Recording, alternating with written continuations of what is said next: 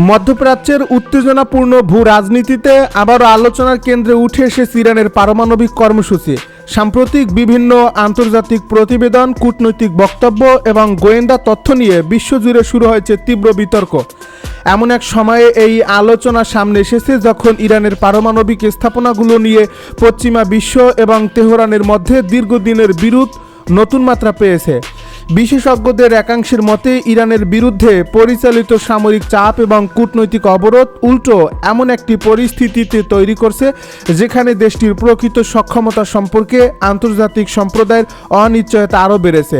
এর ফলে মধ্যপ্রাচ্যের নিরাপত্তা, বৈশ্বিক শক্তির ভারসাম্য এবং ভবিষ্যৎ কৌশলগত বাস্তবতা নিয়ে নতুন করে প্রশ্ন উঠছে। বহু বছর ধরে আন্তর্জাতিক আণবিক শক্তি সংস্থা বা IAEA ইরানের পারমাণবিক কর্মসূচির উপর নজরদারি চালিয়ে আসছিল।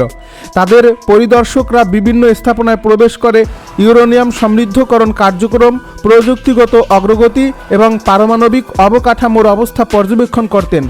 পশ্চিমা দেশগুলোর জন্য এই পর্যবেক্ষণ ছিল একটি গুরুত্বপূর্ণ তথ্যসূত্র, কারণ এর মাধ্যমে তারা ধারণা করতে পারত ইরান ঠিক কতটা অগ্রসর হয়েছে এবং সম্ভাব্য ঝুঁকি কতটা। কিন্তু সাম্প্রতিক বছরগুলোতে সম্পর্কে অবনতি এবং পারস্পরিক অবিশ্বাস বেড়ে যাওয়ায় সেই পর্যবেক্ষণ ব্যবস্থাও আগের মতো কার্যকর নেই বলে বিভিন্ন বিশ্লেষক মনে করছেন। এই অবস্থায় আন্তর্জাতিক অঙ্গনে একটি বড় উদ্বেগ তৈরি হয়েছে। যদি পর্যবেক্ষণের সুযোগ সীমিত হয়ে যায় তাহলে ইরানের প্রকৃত সক্ষমতা সম্পর্কে নিশ্চিত তথ্য পাওয়া আরও কঠিন হয়ে পড়বে। কূটনৈতিক মহলে অনেকেই বলছেন স্বচ্ছতা কমে গেলে ভুল বোঝাবুঝি এবং সংঘাতের ঝুঁকিও বেড়ে যায়। এর ফলে এখন শুধু ইরানের পারমাণবিক কর্মসূচি নয়, বরং তথ্যের ঘাটতিও আন্তর্জাতিক নিরাপত্তার জন্য একটি গুরুত্বপূর্ণ বিষয় হয়ে উঠেছে। এদিকে আঞ্চলিক শক্তির ভারসাম্যে চীনের ক্রমবর্ধমান ভূমিকা নিয়েও আলোচনা বাড়ছে। মধ্যপ্রাচ্যে অর্থনৈতিক ও কৌশলগত প্রভাব বিস্তারের অংশ হিসেবে বেইজিং দীর্ঘদিন ধরেই বিভিন্ন দেশের সঙ্গে ঘনিষ্ঠ সম্পর্ক গড়ে তুলছে। ইরানের সঙ্গেও চীনের সম্পর্ক সাম্প্রতিক বছরগুলোতে আরও শক্তিশালী হয়েছে। জ্বালানি অবকাঠামো, প্রযুক্তি এবং প্রতিরক্ষা খাতে সহযোগিতা নিয়ে দুই দেশের মধ্যে একাধিক চুক্তি হয়েছে। এর ফলে পশ্চিমা বিশ্লেষকদের অনেকেই মনে করেন ইরানের উপর আন্তর্জাতিক চাপ যত বাড়ছে ততই চীন এবং রাশিয়ার মতো শক্তিগুলোর সঙ্গে তার কৌশলগত ঘনিষ্ঠতা বাড়ছে।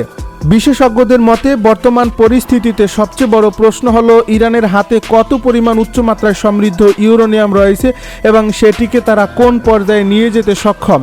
আন্তর্জাতিক মহলে প্রকাশিত বিভিন্ন প্রতিবেদনে বলা হয়েছে ইরান উল্লেখযোগ্য পরিমাণ সমৃদ্ধ ইউরেনিয়াম মজুত করছে। যদিও এই মজুদের ব্যবহার, উদ্দেশ্য এবং চূড়ান্ত সক্ষমতা নিয়ে বিতর্ক রয়েছে। তেহরান বরাবরই দাবি করে আসছে যে তাদের পারমাণবিক কর্মসূচি শান্তিপূর্ণ এবং বেসামরিক উদ্দেশ্যে পরিচালিত হচ্ছে। অন্যদিকে পশ্চিমা দেশগুলো আশঙ্কা প্রকাশ করে বলছে একই প্রযুক্তি ভবিষ্যতে সামরিক উদ্দেশ্য ব্যবহার করা সম্ভব। এই বিতর্কের মধ্যেই নতুন করে আলোচনা এসেছে ভূগর্ভস্থ পারমাণবিক স্থাপনাগুলোর বিষয়টি। বহু বিশ্লেষক মনে করেন ইরান তাদের গুরুত্বপূর্ণ অবকাঠামোর একটি অংশ অত্যন্ত সুরক্ষিত স্থানে স্থানান্তর করেছে। এর ফলে সেগুলোকে লক্ষ্য করে সামরিক অভিযান পরিচালনা করা আগের তুলনায় অনেক বেশি কঠিন হয়ে গেছে। এই বাস্তবতা পশ্চিমা সামরিক পরিকল্পনাকারীদের জন্য একটি বড় চ্যালেঞ্জ হিসেবে দেখা হচ্ছে, কারণ শুধু হামলা চালালেই হবে না, হামলার পর কাঙ্ক্ষিত ফল নিশ্চিত করাও এখন অনেক বেশি জটিল। অন্যদিকে রাজনৈতিক অঙ্গনে আরও একটি বিষয় নিয়ে জোর আলোচনা চলছে, সেটি হলো ইরানকে ঘিরে যুক্তরাষ্ট্রের দীর্ঘমেয়াদী কৌশল কতটা সফল হয়েছে।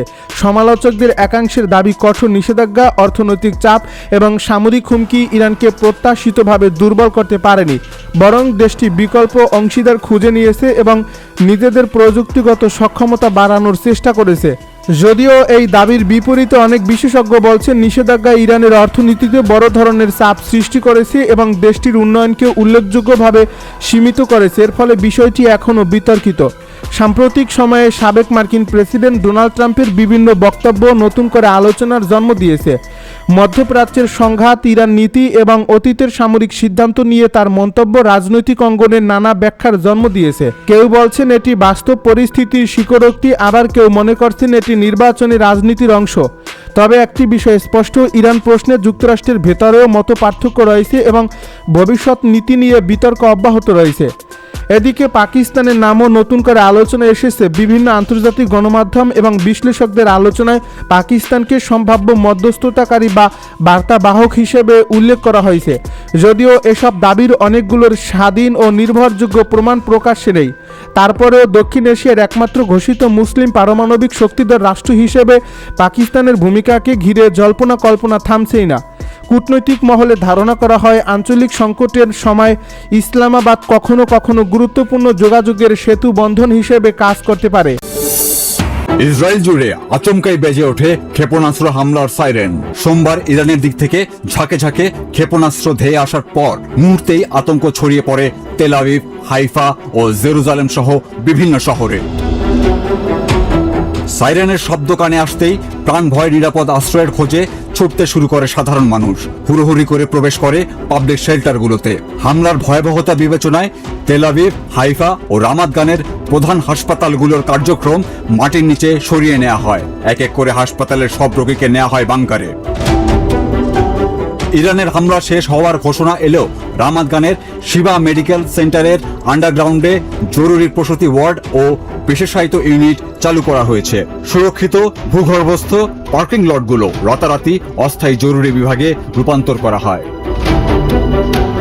অন্যদিকে তেল আবিবের বেন গুরিয়ান বিমানবন্দরে দেখা গেছে চরম অস্থিরতা। বেশ কিছু ফ্লাইট বাতিল ও বিলম্বিত হওয়ায় তৈরি হয় অনিশ্চয়তা। যদিও প্রেসিডেন্ট ডোনাল্ড ট্রাম্প দুপক্ষকে অবিলম্বে গোলাগুলি বন্ধের নির্দেশ দেওয়ার পর সাময়িকভাবে হামলা থামাতে সম্মত হয়েছে ইসরায়েল। ইরানের পক্ষ থেকেও লেবাননে আগ্রাসন বন্ধ হলে আপাতত হামলা স্থগিত থাকবে বলে জানানো হয়েছে। ফলে বড় বিপর্যয় থেকে রক্ষা পাওয়ার আশায় বুক বাঁধছেন বেন গুরিয়নের যাত্রীরা। গত রাতে যখন হামলা শুরু হলো, আমরা খুব চিন্তিত ছিলাম যে ফ্লাইট বাতিল হয়ে যাবে কিনা। তবে এখন আমরা স্বস্তি পাচ্ছি। সপরিবারে ছুটি কাটাতে যাচ্ছি। আশা করছি যেতে পারবো। আমরা এমন একটা পরিস্থিতিতে পৌঁছেছি যেখানে আমাদের একটা ছুটি কাটানো খুব দরকার। এই দেশে এখন ভীষণ মানসিক চাপ। গত রাতে যখন ক্ষেপণাস্ত্র হামলার খবর শুনলাম, আমরা চরম দুশ্চিন্তায় পড়ে গিয়েছিলাম এবং ভেবেছিলাম আমাদের ফ্লাইট বোধহয় বাতিল হয়ে যাবে। গত এপ্রিলে যুদ্ধবিরতির পর এটাই দুই দেশের মধ্যে প্রথম এবং সবচেয়ে বড় সরাসরি সংঘাত।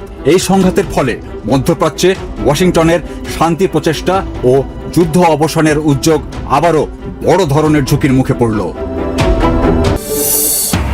রীতিমতো চমকে দিল ইরান। ইসরায়েলে আঘাত হানতে এমন এক অস্ত্র তারা ব্যবহার করেছে যার কথা আগে কখনো শোনা যায়নি। মিসাইলের পাশাপাশি নতুন এক ধরনের ড্রোন আইআরজিসি ব্যবহার করেছে, যার ডানায় লাগানো জেট ইঞ্জিন, যেটি প্রোপেলারের পরিবর্তে অনেক শক্তিশালী এবং গতিশীল। ইরানের এমন তাণ্ডবে রীতিমতো চিন্তার ভাঁজ পড়েছে ইসরায়েলি প্রশাসনের কপালে। ধারণা করা হচ্ছে ইসরায়েলের অধিবাসীদের রাতের ঘুম হারাম করতে নতুন ধরনের জেট ড্রোন ব্যবহার করেছে ইরান। এমনটাই জানিয়েছেন ইরানের তাসনিম নিউজ এজেন্সির ওয়ার ইন্টারপ্রিটেশন ডেস্কের সামরিক বিশ্লেষক সাইয়েদ মোহাম্মদ তাহিরি। তার মতে, ইরানের সাম্প্রতিক ড্রোন প্রযুক্তিতে এসেছে ব্যাপক অগ্রগতি। এরই ধারাবাহিকতায় প্রথমবারের মতো অপ্রকাশিত জেট চালিত ড্রোন ব্যবহার করেছে পারস্য শক্তি ইরান।